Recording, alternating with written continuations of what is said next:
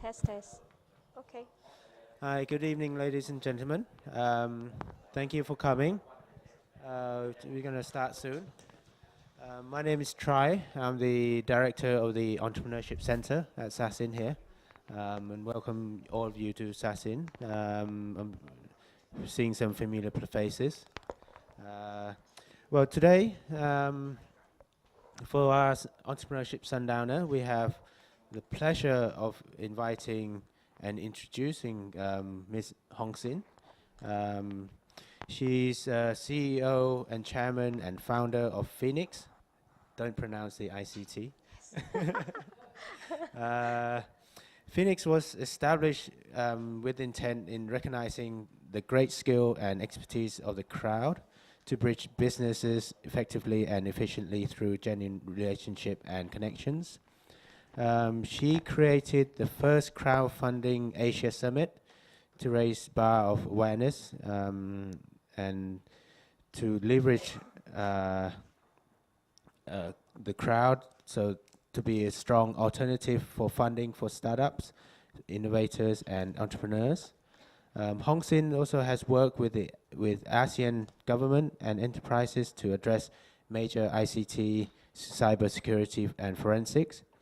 And she played a big role to drive initiative with top CIOs as International Liaison Officer for CIO 16 Association of Thailand, as well to support Thailand to develop the new ASEAN CIO Association. A proven track record since 2001, she has developed a distribution channel of over 700 resellers and more than 10,000 enterprises across ASEAN. Today, she is looked upon as pioneer in the industry for cutting-edge technology development and drawing the best resource to where the needs required.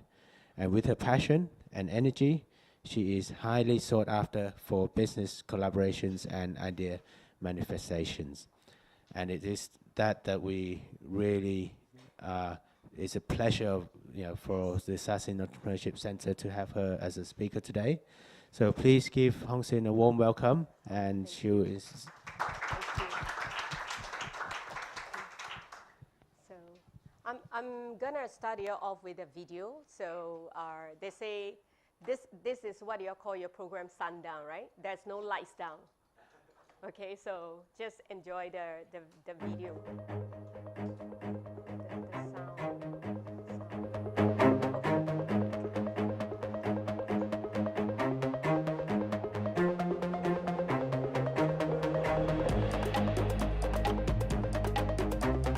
This reflects that crowdfunding is a viable funding mechanism for many small businesses. So many people here that really represent an interesting perspective of what's going on in their world of crowdfunding. Talk about some of our experiences in the work that we've done both in the United States and in about 28 other countries around the world. Until Asia is in the game with America, UK, Europe, worldwide, then I think that is real crowdfunding. I encourage all of you here today to take a close look at Southeast Asia. Crowdfunding Asia Summit is created with an intention to drive awareness, to raise the bar of engagement, adoption in entire Asia for entrepreneurs, innovators, startups, and dreamers who wants to really realize their dream. I think the summit is a great way to convene and bring together platforms, investors, and government entities who want to begin a conversation about how to create investment crowdfunding, whether it's equity or debt. We've had a lot of very high-level representatives, both in the private sector and public sector, represented here at Crowdfunding Asia, and I find that very encouraging. The summit is tremendous. I'm very excited to be here. I'm honored to be a part of it. I'm thrilled. There have been young, energized entrepreneurs who are trying to understand how they can raise money in this new world called crowdfunding. There are governments and delegates from those countries with their securities regulators and officials to determine how they want to incorporate crowdfunding into their countries' capital markets. As I've mentioned, every campaigner, every pitcher will have 3 minutes on stage. Pitch Perfect basically is a platform for startups to get on stage to share their creations. Everyone wants to have a platform to showcase or to tell someone what they have. Crowdfunding works when everybody buys that idea. Crowdfunding works when everyone wants to be a part of it. Crowdfunding really works when everyone wants to see something different, something happen, something greater, of greater value to the world. This interesting topic for me is I'm still exploring on how we can bring it to Cambodia. A lot of people understand crowdfunding, but they do not know the intricacies of the function. And after these 2 days of speeches, they begin to understand that a lot of things can be done through crowdfunding. We came here learning and of course networking, that's what we gain, and there's a lot of experts in this field. So it was an eye-opening for me, and I want to thank HongSin and the team for inviting me and the ministry. And I believe that this first event, if this is an indication of things to come, the rest of the events are going to be exceptionally successful. In 2015 itself, I would like to say that it is not just a game for, just crowdfunding, but it is really a game of possibilities for entire startup arena. I really would like to support this whole pool of people who wanted to make a difference in their life, make a difference in the community, and make a difference to the world.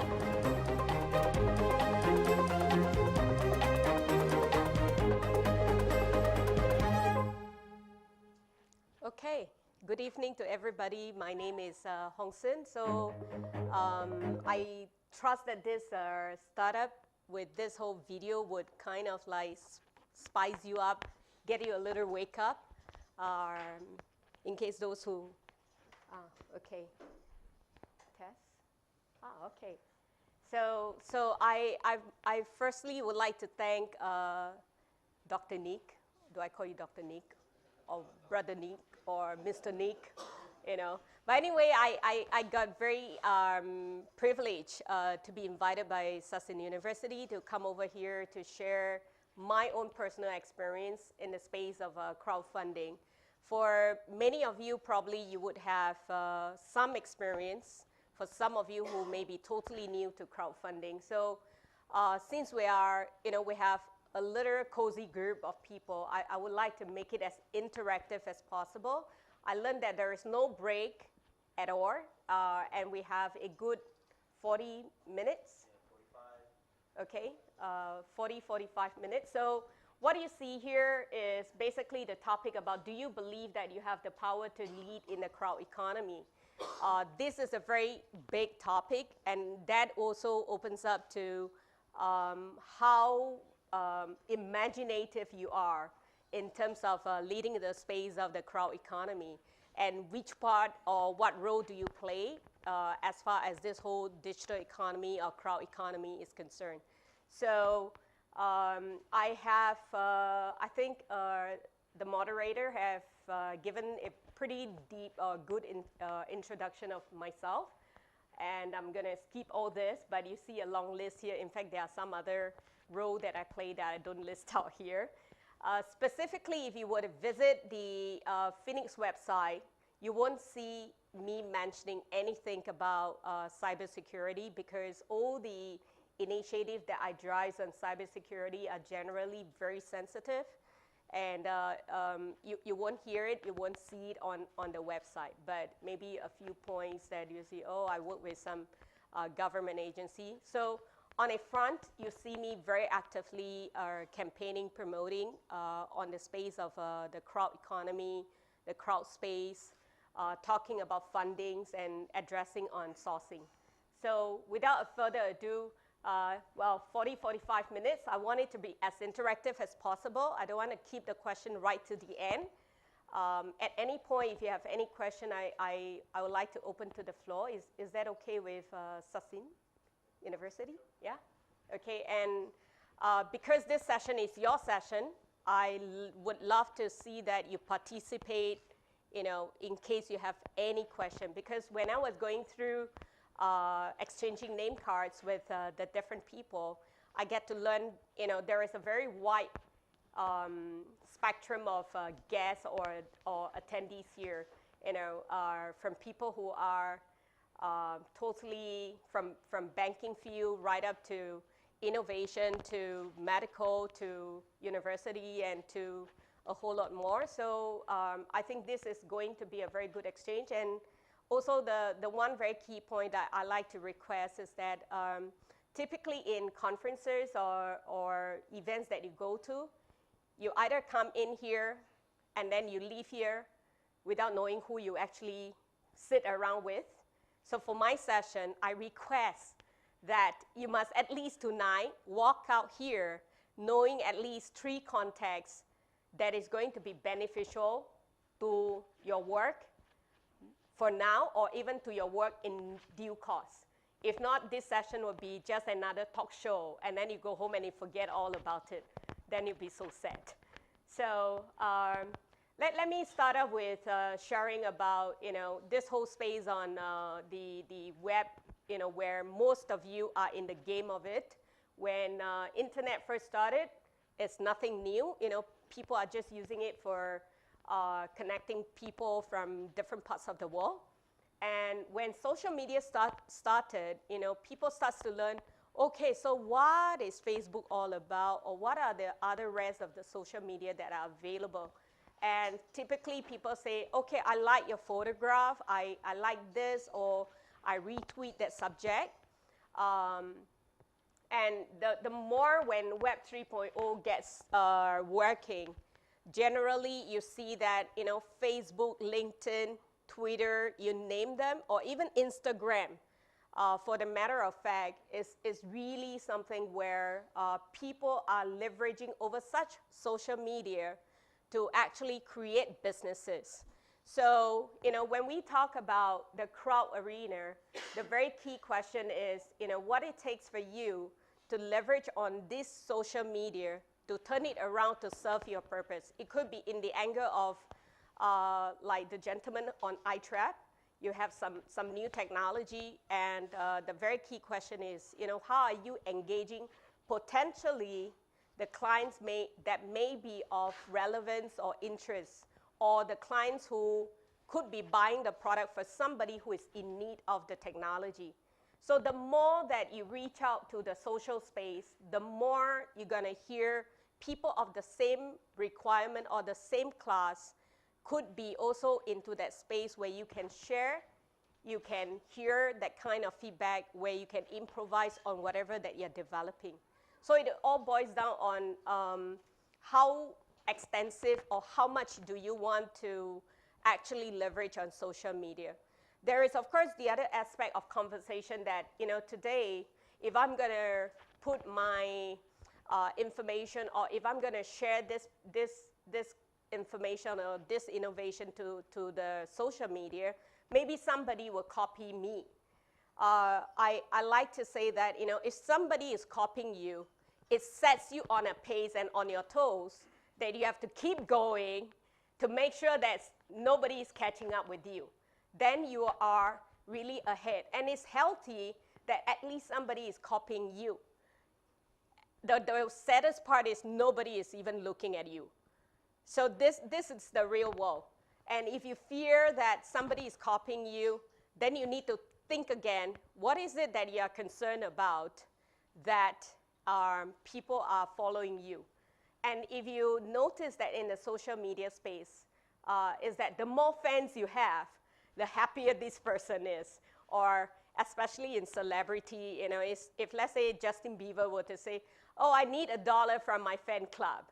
Just imagine that fan club that he has is like millions and millions of fans that he has, and just collecting $1 a day, how much you think he can get? So I'm just giving an extreme. And even a conversation with one of the ministry here, that we are looking and exploring at what could be the possibility of helping the rural area, the remote side, to even help them keep $1 a day. and what would that $1 a day equates to a month, to a year, to 5 years, and what can they do with the money? So, there are just many means and many ways of exploring. So, again, social media. I happened to come back from China, Beijing. Crowdfunding in Beijing is nuts.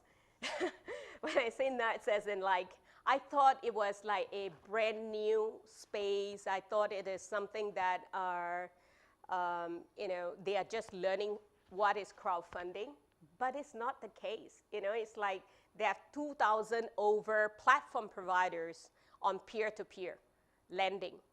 And these are really huge money, big money. And, when you talk about another kind of crowdfunding, they generally have lots of platform providers. And the way China are operating and driving on crowdfunding is just amazing. So I'm going to keep that to March, where, if you happen to go to Beijing, there's some activity running in Beijing. But social media, in the case of like the green chart over there, is basically talking about the company called Tencent, who owns WeChat, QQ. Within a very short span of time, comparing to Twitter and Facebook, they are talking about 433 days, and they have like, they crossed the 100 million marks of users. And the growth of WeChat is crazy, and they're still growing every day. So, this side is where you have the 40 top most social networking site. Maybe I just want to see a show of hand. Who don't have Facebook? Who don't have Twitter? Okay. Maybe it's, and who is not familiar and never heard of Instagram? Okay. Maybe tonight you can try, or maybe right now on the phone. It's basically, there are tons, and every other day you see new social media springing up, serving the different needs for a different crowd or different audience. So how many of you actually uses Facebook for business? Cool. And how many of you actually continue to update your profile on LinkedIn? Cool. I never update my profile on LinkedIn.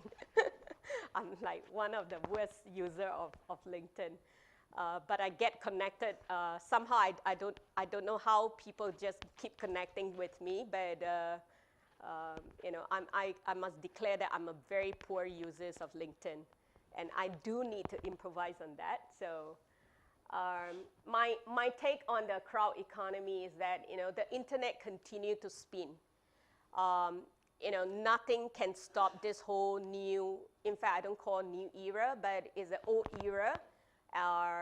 What is really changing in this whole internet space is really the use of technology and the mindset of the people in terms of what they could really do with this whole thing called internet.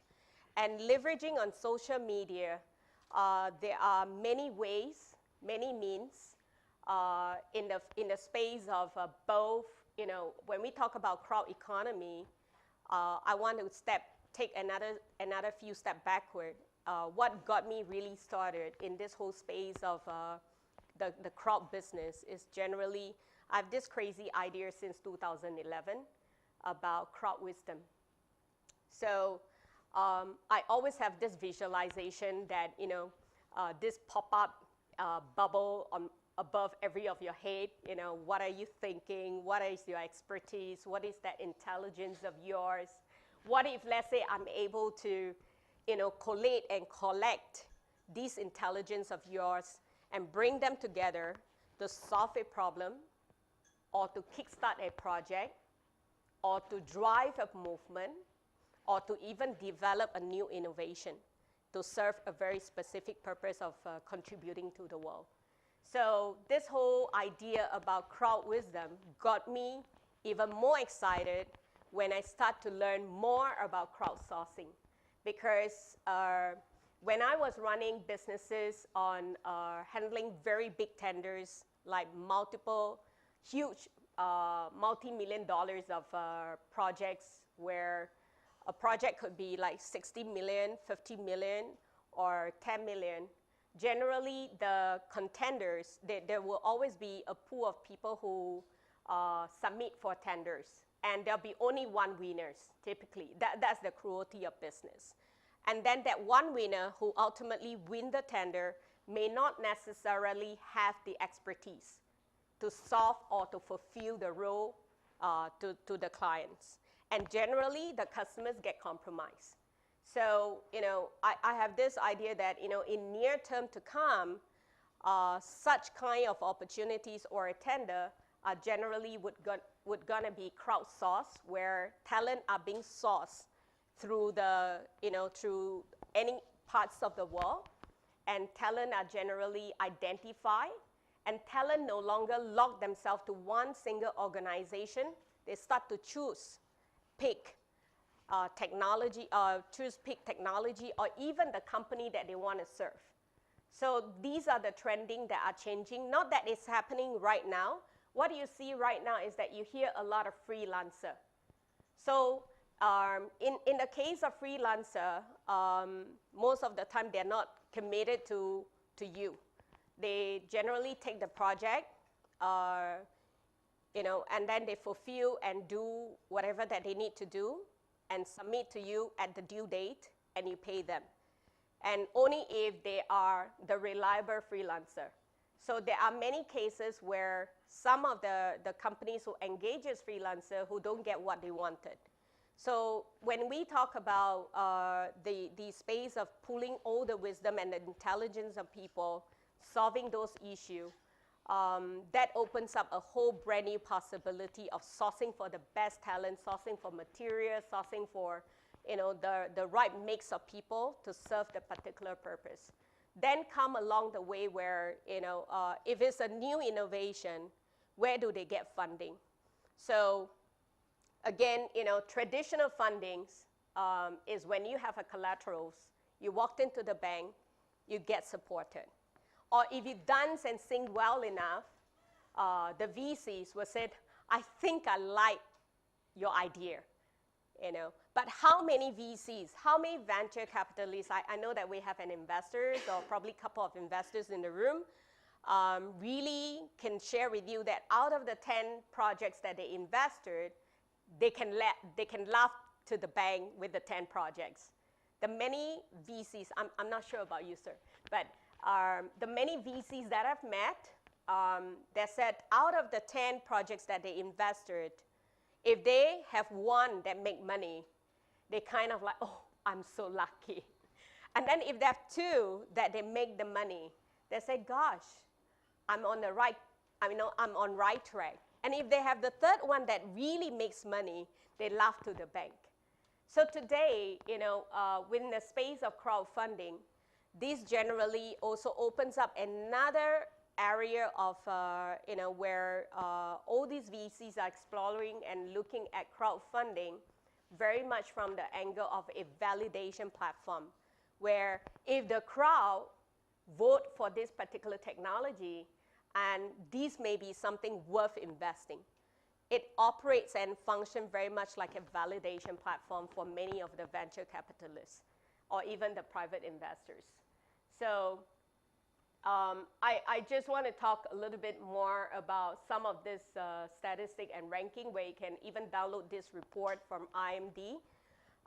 When we talk about sourcing for talent, or you probably hear a lot, especially Kontai, you probably hear a lot about the government here talks about the digital economy. They talks about what they could do to step up in terms of optimizing the talent and the resources.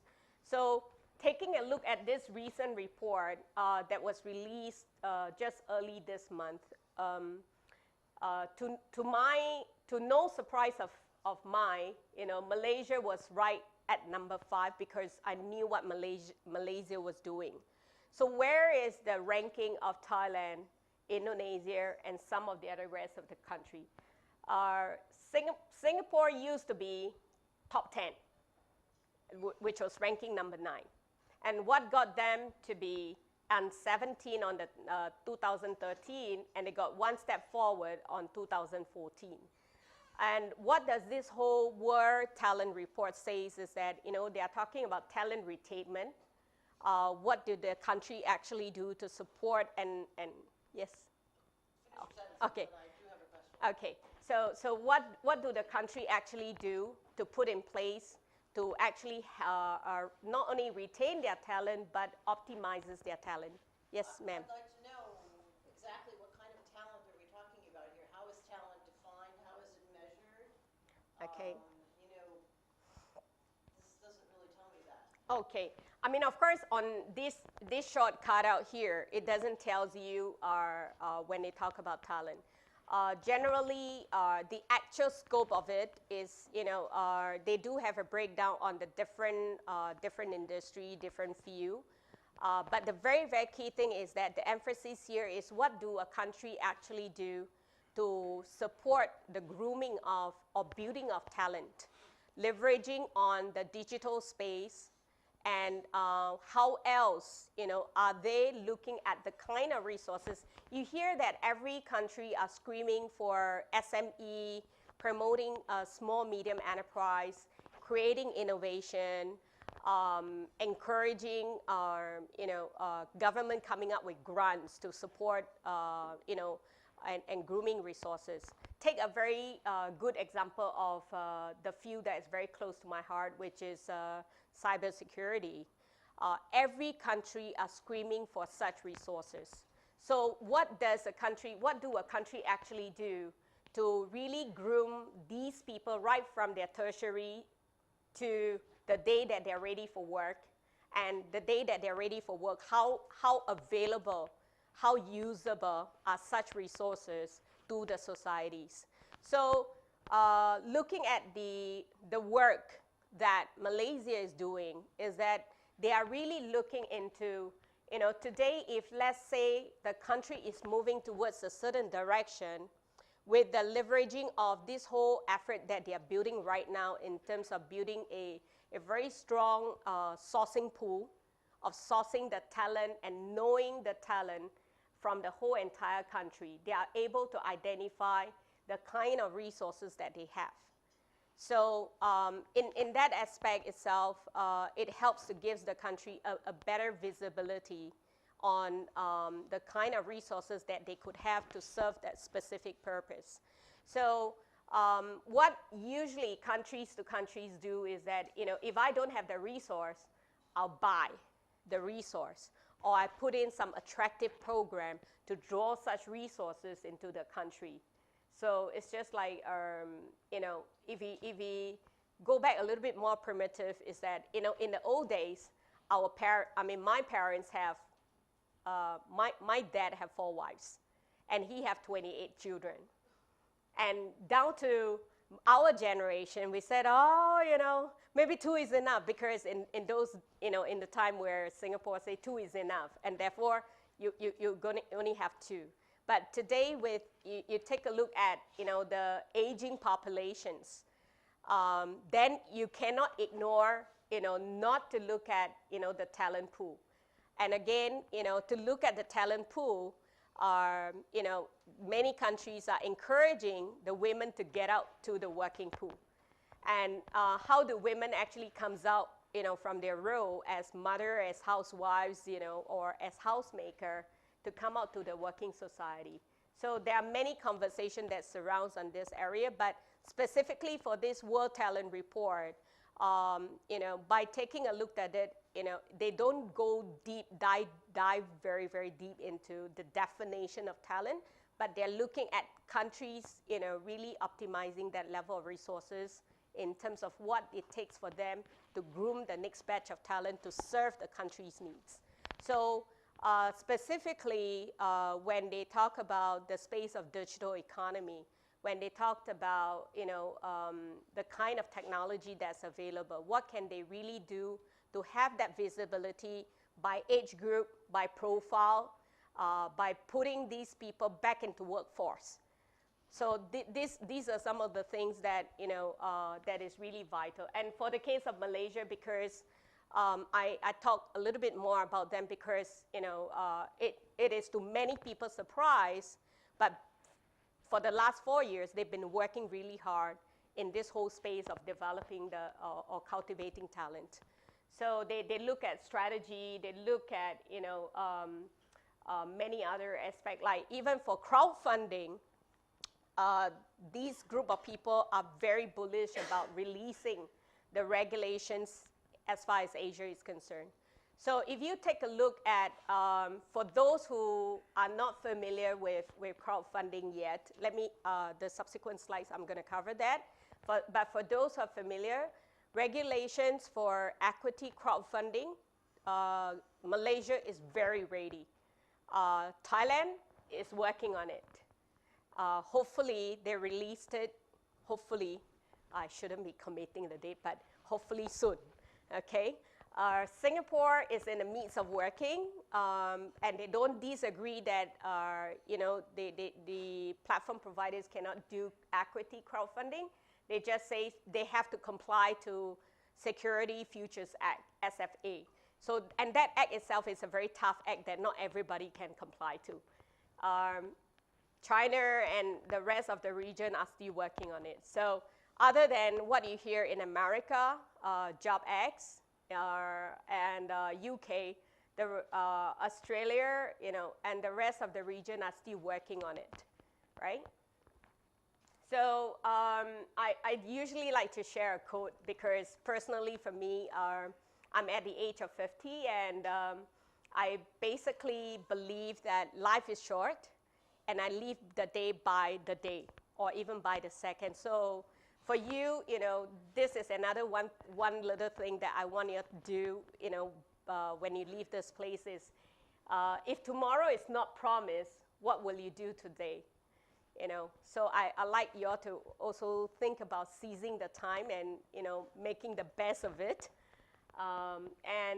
Specifically, I'm going to cover 2 areas, crowdfunding, crowdsourcing.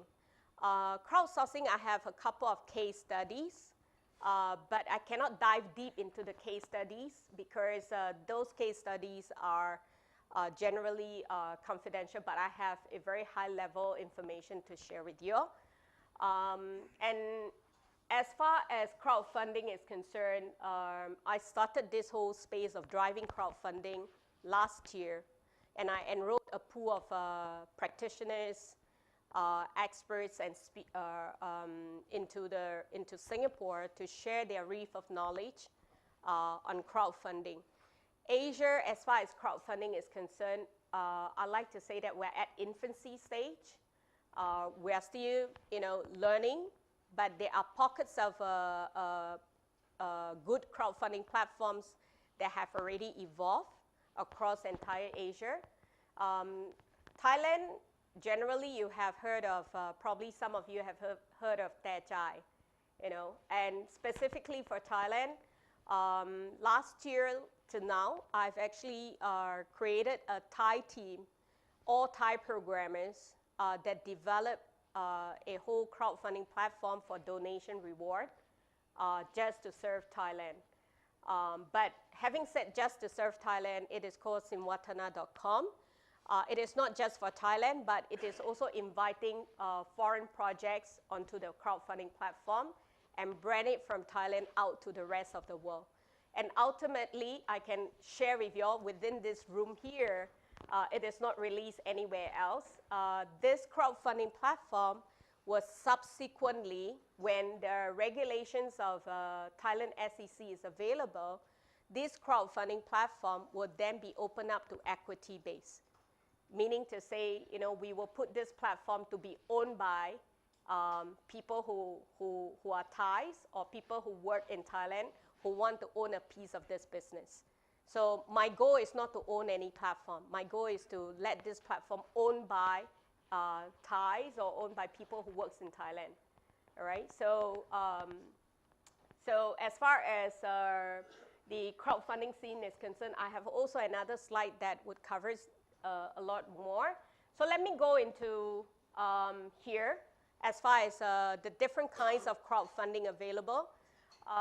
The first type of crowdfunding, donation-based, Donation-based meaning to say people give and submit or contribute on platforms that you commonly heard of, like Kickstarters, Tetai, or Indonesia you have Ujaka, you have Patungan, Singapore you have CrowdEconomy, Crowdtivate, Malaysia you have Pitch In, Mindstarter. You know, I can give you all the whole list. You know, there are tons of them. But what matters is that donation, meaning to say typically is for charity purposes, for community effort, for social enterprises, people who are starting a social enterprise. You know, they could always start off with donation, or even in the case of, you know, any movements or ideas that they are not sure on what to offer, but they want to like put it on a case. Specifically here, I suddenly come to my mind was even funeral. There are really people who have no money and they need to really address a case of funeral, and they get onto crowdfunding platform, they get funded. Medical bills. In America, you know, there are really a big number of people who really faces a lot of challenges in terms of paying medical bills. They get onto crowdfunding platform to really share and tell their stories, and they get supported. There are platforms that you can type on Google, crowdfunding medical bills, and you'll see a list of platform providers, and these platforms have raised hundreds of millions of dollars, you know, to have support, to get support. So donation is really very much philanthropy, social responsibility, or social cause, okay? And I always love to say that, you know, it's really giving for love. Don't expect a return. Reward-based generally is you give money, you get something in return. So typically it can be product, it can be innovation of technology, products, services, fashion, wear, anything that you can name it, or even cookbook, anything that you can think of. So the return is such that, you know, maybe $1, we say thank you to you. $5, we give you a virtual hug. You know, $10, you know, we give you a T-shirt. $39, we give you something that relates to the product or the different version of the product. And typically in this case for reward-based, in China, they don't call reward-based. They call it pre-order platform. So the pre-order platform already tells you very clearly that it is really product where you pay money for them to build, and when a product is completed, with a committed timeline, they deliver it to you. So Demo Hour is one of the very hot gadget website. And in the case of America, Kickstarters, probably many of you have heard of them, Indiegogo, and in UK you have even different portals available. So when we talk about lending, P2P lending or P2B lending, in Singapore is B2B lending, which is business to business lending. In China, they have this thing called B2B lending, but it's actually bank to bank lending. In between, there is a pool of people that are in the game of crowdfunding. There's a whole list of complexity. Just on peer-to-peer, I probably can spend like 2 days or 3 days just to discuss on the subject itself. So I'm just giving you the very high level kind of introduction where borrowing and lending, where if I were to divide this whole class, this whole room into half, this side will lend me the money. These are the side that will borrow money from me. But I commit that, you know, when these people who borrow the money from me, I said, I'm going to give you a rate that is so attractive, better than a bank, and such that, you know, for this side who are the people that I lend the money from, I'm going to give you a rate that is even better than the bank. Instead of you putting deposit with the bank, you put the money with me. And generally, you will get to know who are the lenders of your money. So these are the kind of transaction. And as far as peer-to-peer lending is concerned, in America, the top lending platform providers like Lending Club, recently they put themselves on IPO, and it's crazy. The kind of money that they're getting is huge money. But just on their own business, on their own revenue itself, they have hit like $5 to $6 billion just on peer-to-peer lending. Wow. Oh. Where does the money come from? What's the business model there? Yeah. I don't understand. They come from the crowd that are lending the money, or rather that they lend the money to the platform, and there are people who go to the platform to borrow the money. So these are legal in America. But they're making money off of the interest then? yes, okay. Yes. Let me just complete equity, and then I'm going to tell you how all these platforms make money, because there's no secret at all. You can get onto any other platform. You generally will get to know different platforms charges different percentage. All right? So equity is generally where you give money and you get a stake of the company. Take, for example, earlier I was sharing with you that Simwatana.com that I have structured and developed.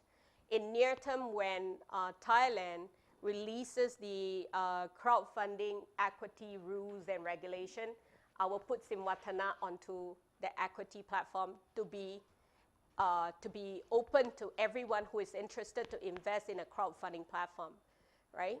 So what you will get is you will get the equity in return based on the amount that you are going to invest, which will be clearly returned, okay? So let me see what is the next slide. Okay, so addressing your question about who is making the money. So typically from donation right down to a donation reward, generally their percentage, that means if I'm the platform providers, like let's say Simwatana.com, you put your project onto my platform, you successfully get funded $100,000.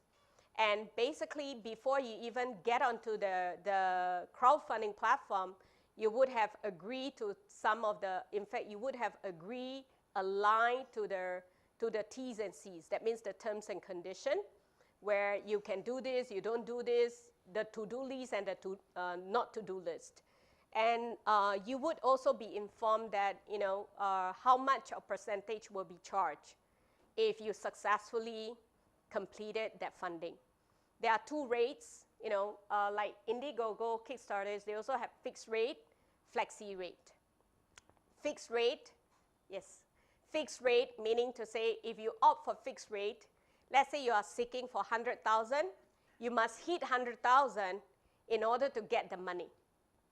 Flexi means, any amount of money that you manage to raise, you will still get the money. So the key differences is that fixed rate, you pay at a lower fee. Flexi, you pay at a higher percentage. So take, for example, let's say you go on a fixed rate. You raise 100,000. And so the platform providers like myself, at this point, I own it. So it's like me, all right? I will get 5% from you, 1. 2, if you go by the choice of payment gateway, in the case of Thailand, if you pay by PayPal, or you collect by PayPal, you get charged for 2.5% to 3%. It depends, okay? But if you opt to collect the funding through Sabai Pay, Kasikorn Bank, or True Wallet, or probably some other payment gateway that's a Sabai Pay in Thailand, it ranges from 12 to 25%, okay? In which at this point, because it's, crowdfunding is still very new to this industry, to Thailand, and many people are not that very aware yet. So the moment we start to campaign and the moment we are going to have a lot more of such kind of workshop, we're going to raise the bar of awareness for you to be aware. Really, there is no hidden, yes, sir.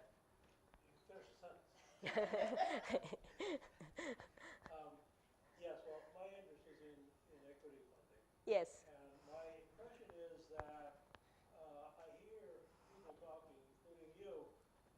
It's very difficult for me to pin down what does exist as opposed to what might exist sometime in the future.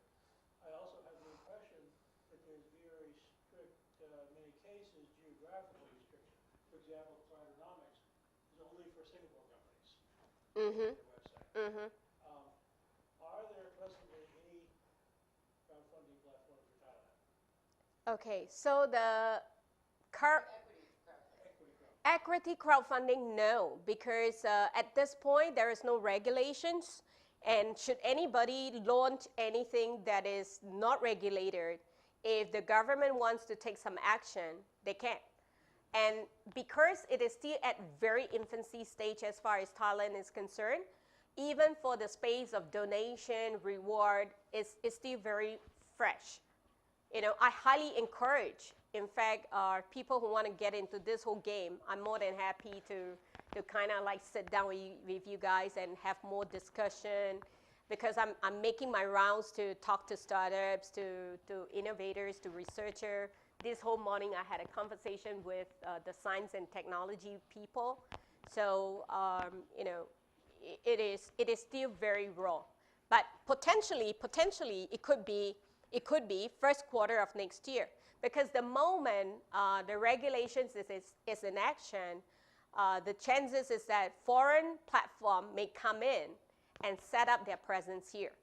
So it is not rocket science. And generally, when you talk about internet, there is no barrier. You can contribute to Singapore, you can you know, contribute to Malaysia, you can contribute in America, anywhere. Because, you know, there's no barrier. Where do the geographic lines get drawn legally? You know, can somebody in Thailand use Kickstarter, for example? Sure. Not that Kickstarter is equity funding. Okay. So or, you know, what are the regulations? Okay. I'm not regulators, but I'm gonna get some share with you the logic and the practice. All right. For anybody here in Thailand who wants to, let's say, put their project. Okay, first we talk about campaigners, the people who owns the project. Let's say, for example, you want to put your project onto Kickstarters, okay? And then you will go onto the Kickstarter website, and then you'll do a registration. Then they'll tell you, okay, you need to have a green card, or you need to be somebody in America to do this registration for you. So in America, they have this whole new business opportunity of brokers. Right. All right? Does Thailand care if I do something about Kickstarter? If I may ask, is that your money or Thailand money? Is that your money? Whose money? Is that your money or whose money? Like, let's say the money. Okay, so. Let's say I want to start a company which will be in America. Okay. Okay, I am living in Thailand. Okay. Okay, can I use American resources for creating that company? Okay, if you're talking about creating companies, I probably need a lawyer to advise you. But if you talk about crowdfunding, starting a crowdfunding campaign in America, you just need to work with a broker over there. So Thailand doesn't come into it? There's nothing to stop, because, in fact, right now, hot on the Indiegogo website, there is this project by a group of people from NASDA. How many of you don't know what is NASDA? National Science Technology Development Agency. They started a research project, and they wanted to test drive and see what is it like as far as crowdfunding is concerned. And then they put the research project just to raise $5,000. And today is their 5th day. And they have like, I think, $400 over, close to $500 already. They're just raising some funds to see what it's like to raise money on a foreign platform. So if they successfully hit their 5,000, after minusing all the commission or the service fee, they will still get back, let's say, for example, best case, $4,000. So they're doing this on an American platform? Yes. So you can generally work on anywhere. And there are a good number of cases of Indonesian raising money on American platforms. There are Singaporeans that are also raising money on American platform because as far as Asia is concerned, it is still at infancy stage as far as the platform providers are concerned. So platform providers here have to do a lot of catch-up game. Are there any equity platforms in Singapore that are accessible to people who are not Singapore residents? Not yet, because Singapore have not kind of give any green light to anybody on equity platform yet. So Singapore, Malaysia, generally Asia, other than China. China, who cares about the rules? You know, just do it first. It's just within here, okay? So it was in action anyway. So Singapore a little bit different. Malaysia are also very careful. Thailand, they are even more careful. Unless Nick, you know of any equity platform that I don't know of. Yeah. So at this point, not yet. Okay. Everyone is just waiting for the regulation to take shape, and then you'll see, you know, suddenly an influx of all these platform providers coming in. Okay. So this is a little long-winded, but if I may just do a time check, how much of time do I have? Okay, this slide itself would take you know, a solid study of 3-4 days, because it is very, you know, I've taken away a lot of the detail, but generally to run a crowdfunding effort, you need to be able to appreciate the platform providers. Generally, technology, I'm referring to the platform providers and the kind of media that you're using to promote the campaign and to reach out to the investors.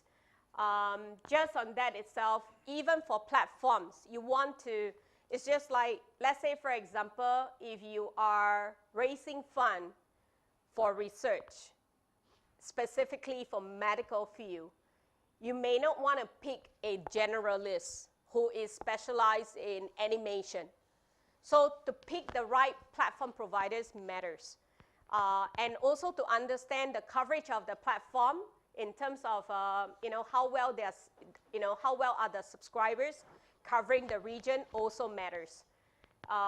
When I talk about actors, I'm talking about, you know, the platform providers. Take for example, like if you are talking about equity crowdfunding platform, all these platform providers internationally do curation.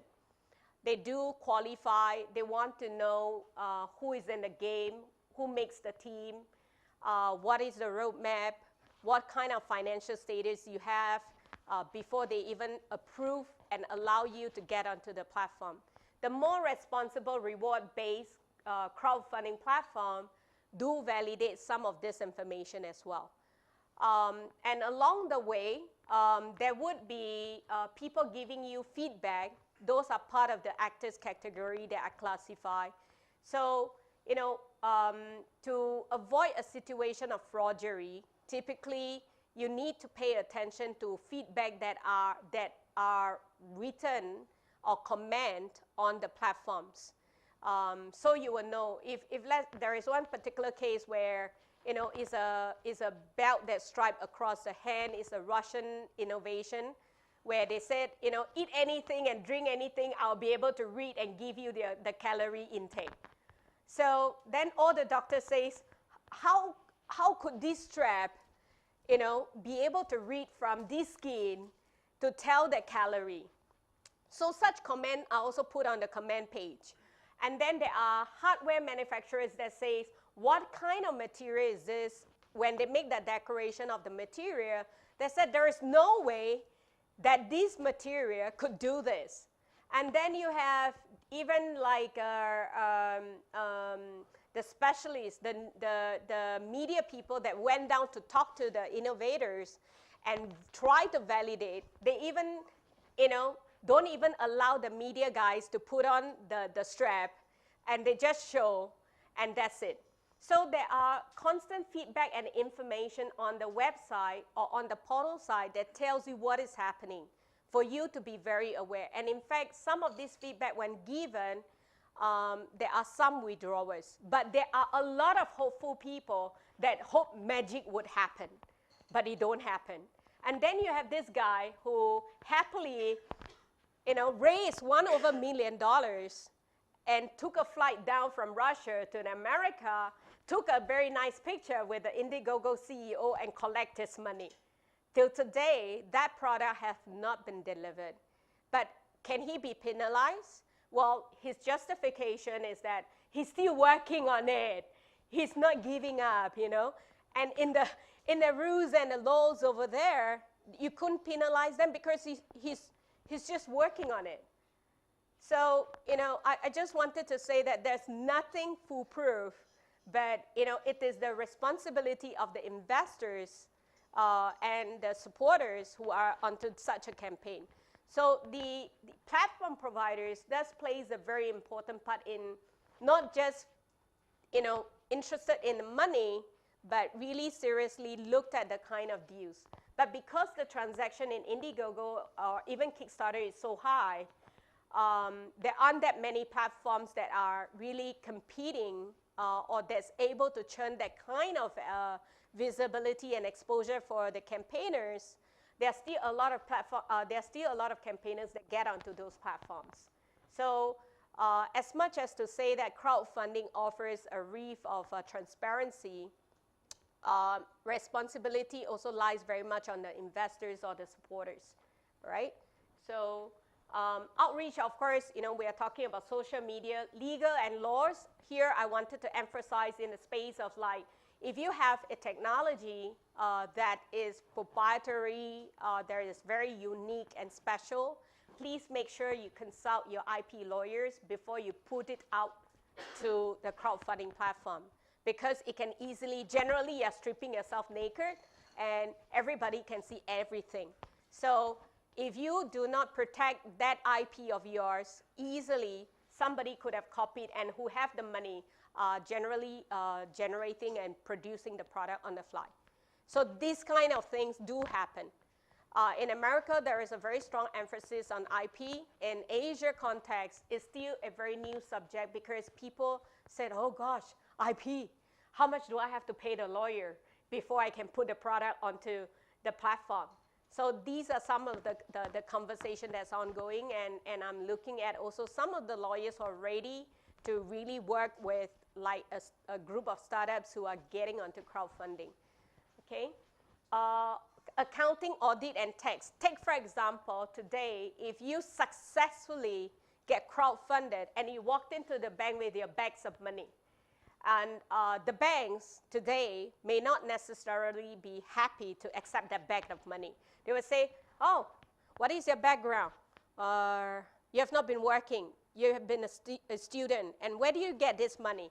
So if you don't have a strong audit trail that produces the report that says who contributed what to your crowdfunding platform, you can say, oh, I got crowdfunded.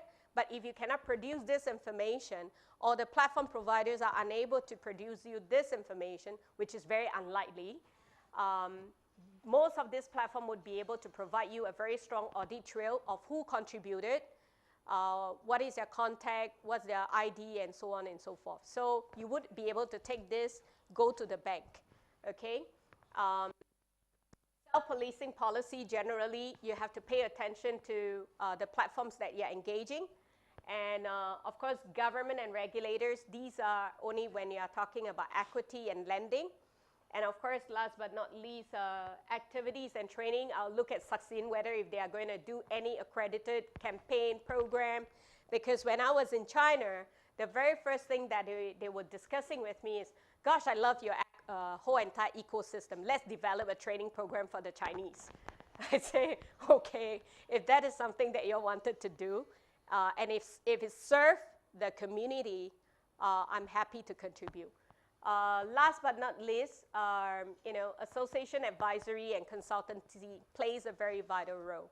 It's just like when I take a look at the NASA project that they put up, I gave them a few input and suggestion. They said, gosh, I should have talked to you before. Okay, the second round, we're going to talk to you for sure. So it's just that, not that they are lousy or, it's just that they don't have the exposure in terms of what else they could do by enhancing and strengthening the coverage of their program before they put onto the crowdfunding platforms. All right? I'm going to skip this, but generally what I've covered is really, crowdfunding is really not just about raising money. Crowdfunding is an avenue for you to actually brand the technology or even to brand the work that you're doing to the whole world. You are not just raising funds within the local space, but you are basically open to the whole entire world for whatever that you're doing. It can be movements, it can be technology. There is no limit to your imagination on what you wanted to raise on the crowdfunding platforms. All right? So the selection of crowdfunding generally opens up to a whole brand new possibilities. And I wanted to emphasize that crowdfunding is really a game changer. Traditionally, typical startups, the only channels that they can go to is to sing and dance in front of VCs most of the time, or to their family, brothers, sisters, siblings to get some money and support. And whenever they get the money, they feel very stressed before they even get started. I have, in fact, in my August event, I invited those successful people who managed to get crowdfunded. I was asking them that, how come as Singaporean, you raise the money in America on an American platform and not on a Singapore platform? So they said, gosh, don't you know Singaporean loves to complain and they're not forgiving. If I made something wrong, they're going to complain and make sure I get sued by the Consumer Association and so on and so forth. Whereas in America, they're more forgiving. But the real thing is that the real experience is that the American platforms have very strong marketing campaigns. They have very strong subscribers. So, it set a pace and a challenge to all the Asian crowdfunding platform providers to step up if they're serious about this business. So what it takes would be, it is not just putting the technology, not just putting the campaign on the platforms, but being able to enroll more supporters across the different industry to get the continuous exposure and engagement. So this is how probably it's like, these are all the crowdfunding platform providers that I managed to plug, the more popular ones. Of course, I put Simwatana there, right? There are generally a whole list of them. Today, if you type top crowdfunding platforms that are available on the web, on Google, on Bing, on any of the search engine, you get tons of them, all right? So, whatever that I share are not something new. Generally, you can, pick up those information, and there are research, there are health, there are medical, there are reward, there are, all kinds, all different types, equity-based, donation-based, reward-based, lending-based. Yes, sir? So there are actually platforms that support equity-based today? Platform that support equity-based in the world? Yeah. Plentiful. In the US? Yes. In US, in Israel, in Europe, in Australia, there are tons of them. So just to name, like our crowd, where are they? Somewhere. Cedars, like Realty Mongo, but Realty Mongo basically specializes on property. And they are the fastest growing crowdfunding platform in property. CrowdRise, many. Kickstarter, equity. Indiegogo is getting onto equity. Not too long ago, people like Richard Branson, you know, Tim Draper's, some of the top VCs are, you know, throwing money to them to start to drive equity crowdfunding. Our Crowd is an Israeli-based company.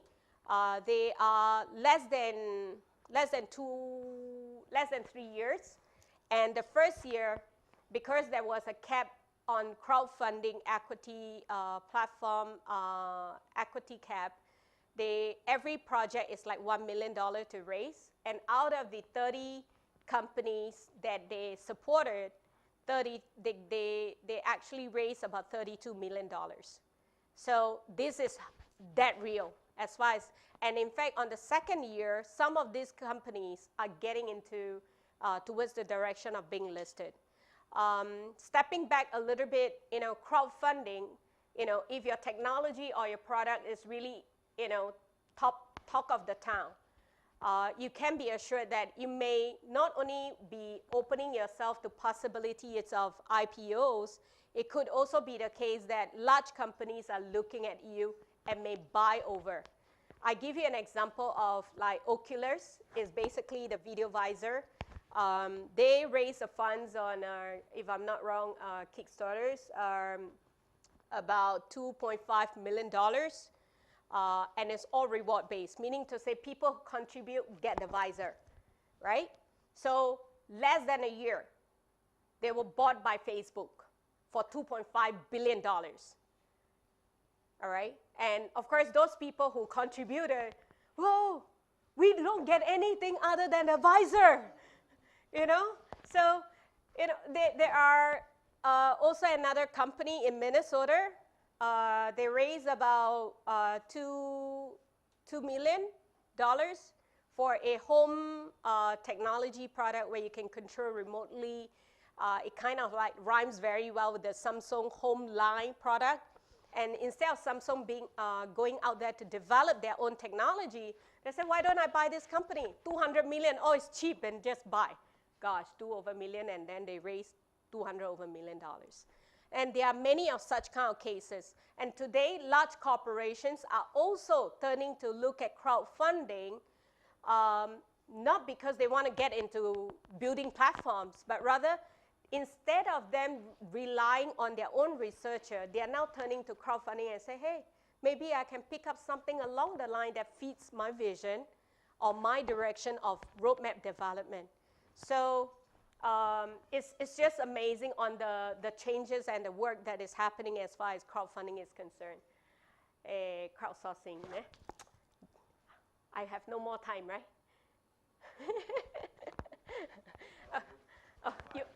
You allow me 5 minutes. Okay, that's it, we are done, crowdsourcing. Okay, for crowdsourcing, generally, if let's say today I wanted to start a project, I generally either pick up the phone and call a few people and source for a few companies. You know, that is considered a mini crowdsourcing. But a real crowdsourcing project involves typically very sizable requests. Take, for example, national initiative. Like the earliest slide that I shared about what it takes Malaysia to be top 5 is that these guys have done a lot of work in terms of understanding their challenges, their needs, their issues, their culture, their political situation, for them to assess what other resources that they need potentially to help the country scale. And then, you know, by looking at the kind of resources that they have within the country, they realize that they don't have the level of expertise. And then they turn out to the international practitioners. They generally are, you know, got some of the people in to do some assessment.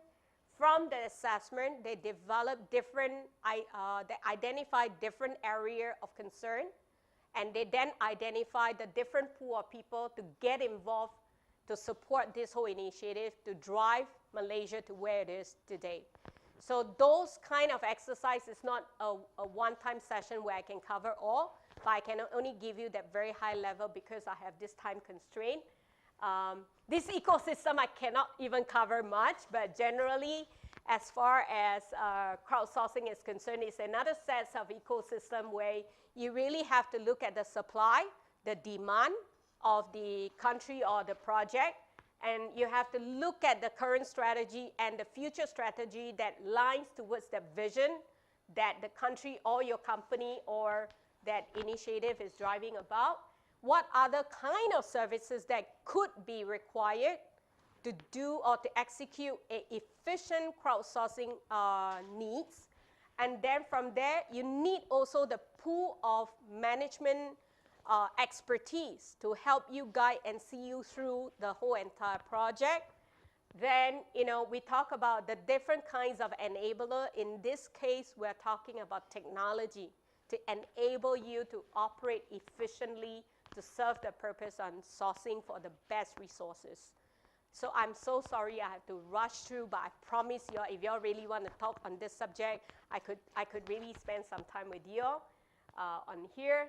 This is a busy chart, but what I am telling you here is that don't screen your eyes, okay? This slide basically talks about India, their business process, Philippines, Africa, Europe. Malaysia is not featured here because Malaysia project is still under P&Cs. So whatever you hear is, just within here. But very soon you're going to see it on papers about, the Malaysia initiative. But all these efforts generally collate in terms of the country needs and country issue. And from there, they actually do, my business partner actually do the assessment to derive to a report and a research that is being worked on with the local countries, university and expertise to derive to a solution. And it doesn't end there. It doesn't stop there. It's an ongoing process to continue to evolve in terms of sourcing for, it could be talent, it could be resources. Just, I'm not going to cover this, but before I get onto there, I just wanted to share this information with you all. You heard about Singapore haze. Singapore have this annual situation where they got haze being blown from Indonesia to Singapore, and Singapore looked blurred and angry and stuffy, and of course that also affect Malaysia and somehow the southern part of Thailand at times, right? So this haze problem has been ongoing for 17 years. And the very first time when I shared about crowdfunding, crowdsourcing, crowd wisdom with Indonesia, the very first question is, I have this problem. Can you solve it? Haze, I say. And that was 1 year ago. And I thought they were never serious. My last visit to Indonesia, they seriously sat me down and said, we have to solve this issue. And we want to explore crowdfunding to supporters with sourcing for the best resources and talent to resolve this concern. And next week, I'm out there on Sumatra, getting onto the chopper and really studying and doing site survey over there. So if you can visualize and imagine the kind of work that potentially sourcing and funding could do to serve the country, or to not only country, but even for small startup, all right? You could really imagine what else it could do for many other purposes. So I think this is like my second last slide. This is just to tell you that what you see earlier on the video is what we are going to drive in terms of awareness campaign in across the region. February, we're going to do a summit in Thailand. It will be held at Pullman, 10 and 11 of February. So if you're attendees of Sundown, you're going to get a very special entrance fee. Go find out from, I haven't speak this to Sachin yet. So anybody who is Sachin alumni or Sachin attendees of Sundown, you're going to get a very special entry rate to the summit. If you'd like to know more, you want to get into business with China, you want to participate the China Beijing event that is in March, April is in Bali. If you want to get into, game of Indonesia, get to Bali. May is a closed door session, which is not reflected here. I'm supporting ASEAN Committee of Science and Technology on a closed conversation in Phuket on crowdfunding and crowdsourcing. June, Malaysia. August, Singapore. September, Philippines. I've opened so-called open months because I have like Sri Lanka in the pipe, Africa, Mauritius, and a couple Cambodia as well. So I welcome any one of you who want to also be a part of this. Do contact me, and I'll be very happy to see what else we can do together. It's not going to be a Kwek HongSin show. It's going to be everybody into this whole thing. And it is only when every one of you participate, then this whole space on crowd economy would really make sense. All right? So that's all I have. But in case you have any projects that you wanted to put onto crowdfunding, Sinwatana is open. You can talk to the guys at the back. And I leave that very, very open. And I just wanted to share this Ubuntu. Is that, I am what I am because who we are, I am because of you. So if it's not because of every one of you here, I wouldn't be standing up here to be able to share what is this whole thing about crowdfunding. This whole story is generally talking about this whole, anthropologist basically gave a game to this whole pool of African tribe children. And he basically says, okay, I'm going to put a fruit basket at a tree, and you guys, whoever that run the fastest, is going to get that fruit basket. And what they did is when he said, 1, 2, 3, go, these African tribe children hold their hand, all run together, and all went there to collect that fruit, that basket of fruits. And this guy was saying, why do you do that? I gave a competition. They said, gosh, if one win, the rest gonna get very sad. Why not we all win together? So to me, Ubuntu, I'm encouraging every one of you to be a part of this whole game on crowdfunding. And these are just some of my business partners. And I leave you with my contact. You can see that I'm like online on Skype, on Twitter, on WeChat, and there's a whole long list of them because the clients spread from whatever social media that they use, and I will try to get onto it in order to have that means of communication. I'm a little nuts, but simply because I'm deeply passionate about the work that I'm doing. And all of you have my contacts, and I'm open for conversation at any point. But forgive me in case I'm in meeting. My phones are generally either silenced or already dead by this time. Okay, thank you so much for the evening, and I open for conversation. I'll still hang out unless Sasin say, okay, I need to close door. Okay, thank you so much.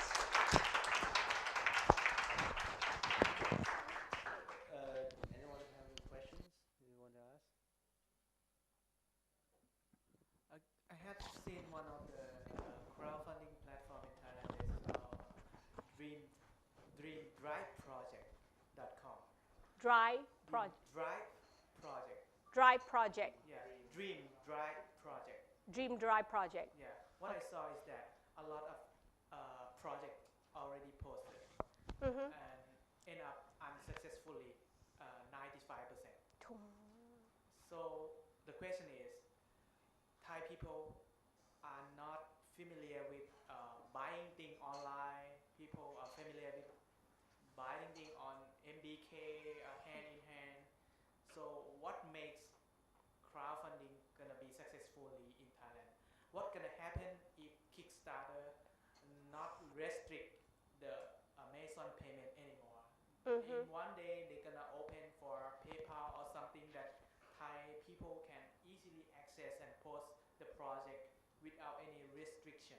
Okay. Yeah. So what makes Thailand good for crowdfunding? Yeah.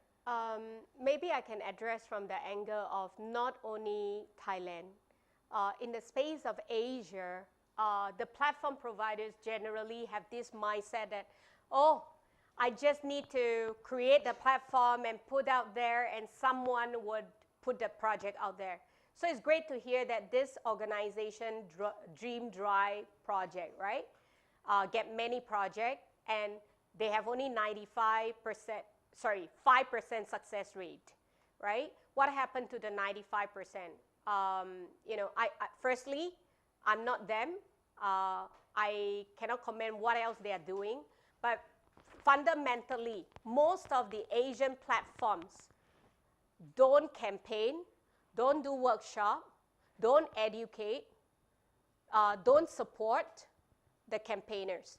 They just create a platform, leave it there, and expect magic to happen.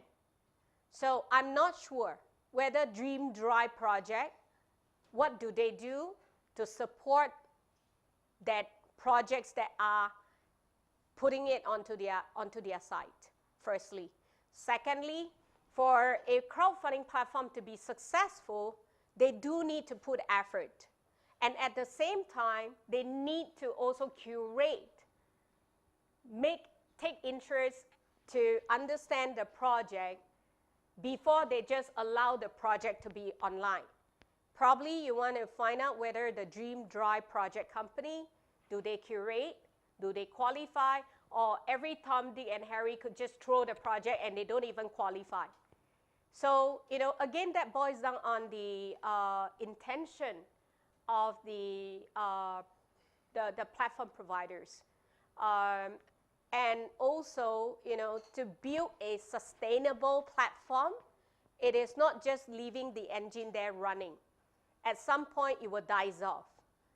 You need to rally people. You need to, you know, check whether if there's sufficient energy to continue to run the engine.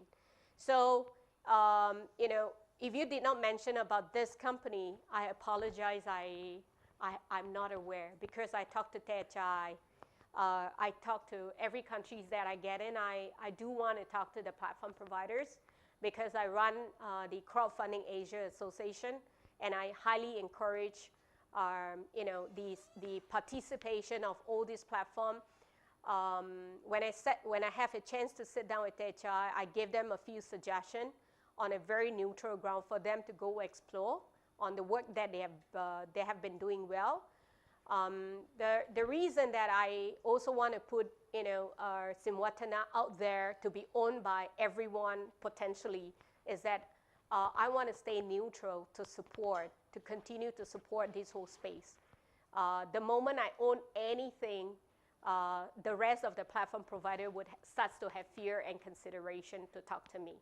So I created the platform with all intention of demonstrating that this platform can be a successful platform or the top leading Asia platform before we can talk about the rest in the world. All right, so I'm taking steps to groom this platform and with the support of many who believes in this. So it's a lot of hard work. When Kickstarters, Indiegogo, or those popular platforms, when they first started, it is no easy life. Just that they don't tell you, that's all. And because they are popular right now, you can ask them, you know, if you really have a chance to sit down with Slava Rubin, with Indiegogo CEO, or some of the other rest of the CEOs, they'll tell you how painful they have gone through. Yeah. Yes, sir. Yes. Can you please use the mic?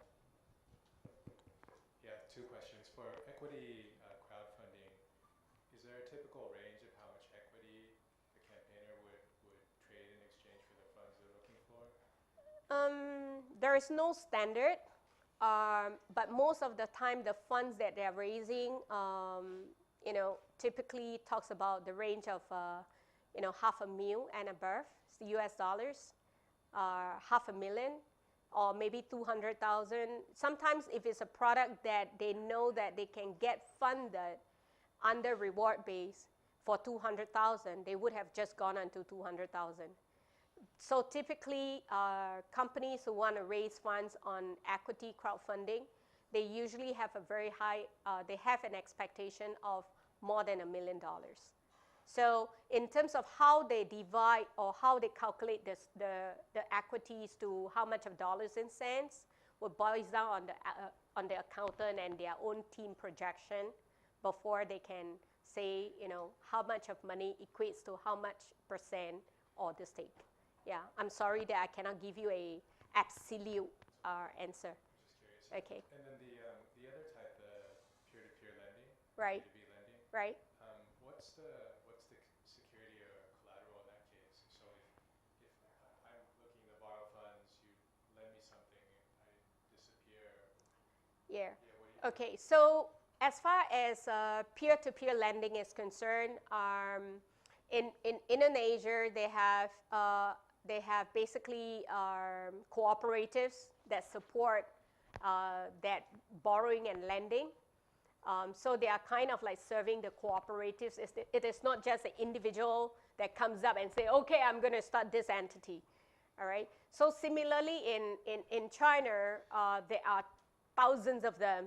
There are some that are very proper. There are some that are really one-man show. But the one-man show generally, when the new regulations is out, they generally would disappear. And in all interest to protect the borrowers and also the lenders, is that they do have bonds. They do have different kinds of material. As in financial guarantees to make sure that they get their returns back. So I have to say that it all boils down very much on the local country regulations on what kinds of terms and conditions that they want to apply. It's just like my conversation today with one of the regulators. They are saying that no, it's not their job, it's somebody else's job.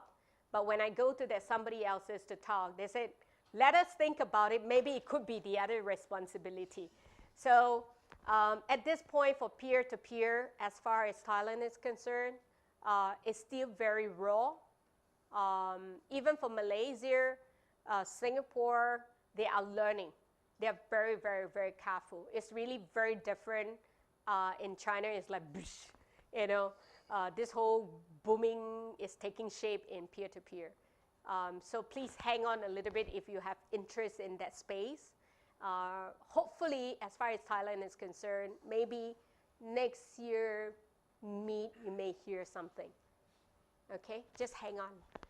All right, if you are interested in the area. Okay?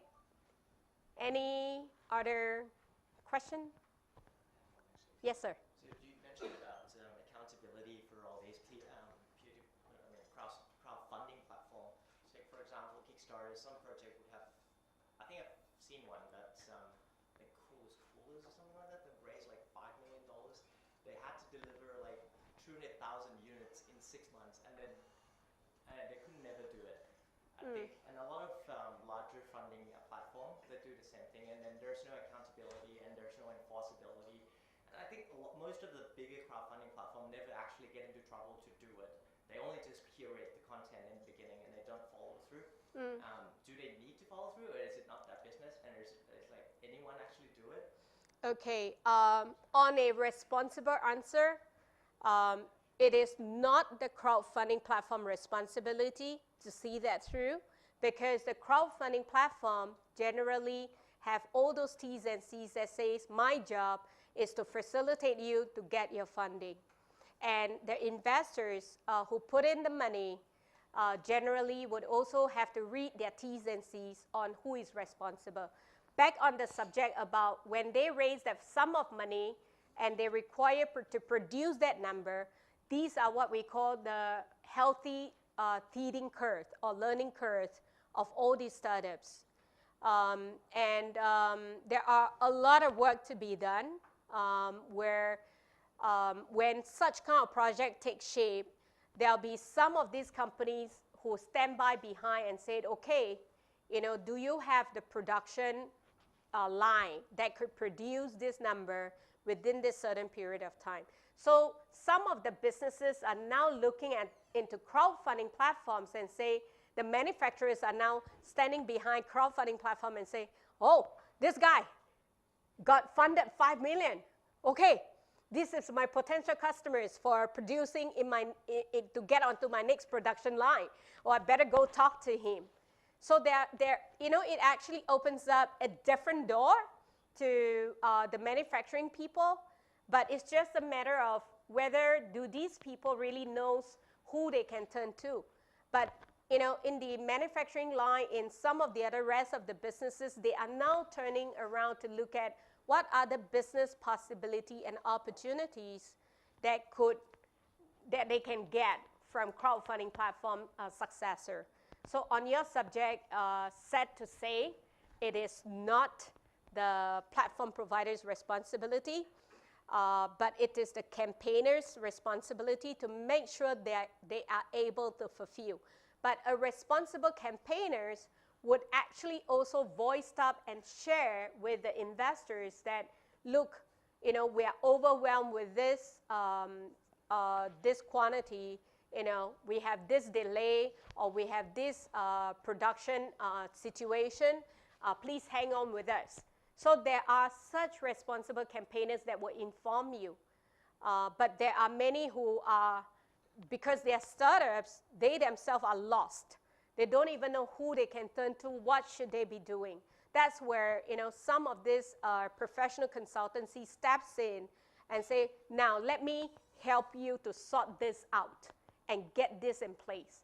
So why people say that crowdfunding actually opens up to a whole brand new possibility in terms of also job creation and business opportunities is because of all these reasons. So I hope I've answered your question. Sure. Thank you so much. Okay. And any other question? No? If not, we can continue this outside. We're going to have some snacks Okay. and some drinks. Thank you. So we can all speak to HongSin again. Thank you. I can sit down. Thank you very much, Jen. And before we go, just want to mention that the Entrepreneurship Sundowner is actually part of the ongoing initiative, the other initiative, which is the Bangkok Business Challenge.